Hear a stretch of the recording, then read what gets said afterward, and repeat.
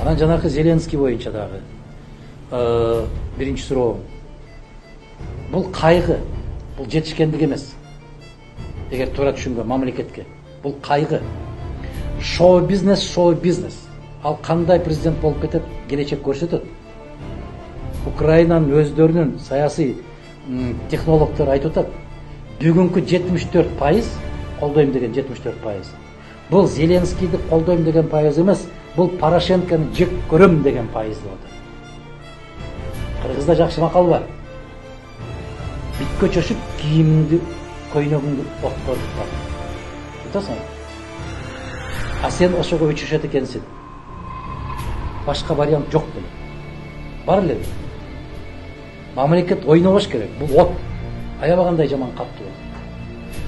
Мүмкүн эртең мыкты команданы түзүп алып, алын ачылып кетиши мүмкүн. Менин күнөөнүм аябай.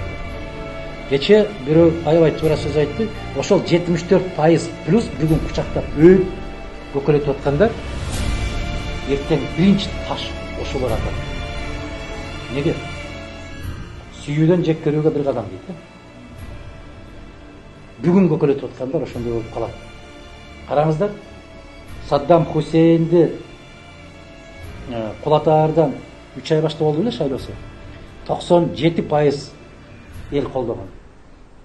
3 айдан кийин Америка кирип барып кулатты эле. Баягы эстеликтердин үстүнө чыгып алып секиришип аткан. Эл ушундайбыз биз. Ишенип койгула. Жетишкендиги бир тарап аябай чоң жетишкендик. Айтып атпаймынбы, жана элдин каалоосу канча пайыз болсо, бюллетендин жыйынтыгы ошончо болуп чыкты. Бул жагынан Украина баарына сабак көрсөтөт. Үлгү болуп бул жагынан. Анан ал кандай президент болот? Келечек көрсөтөт. Жаштыктын жакшы жагы бар, жаштыктын чатагыраак жагы бар.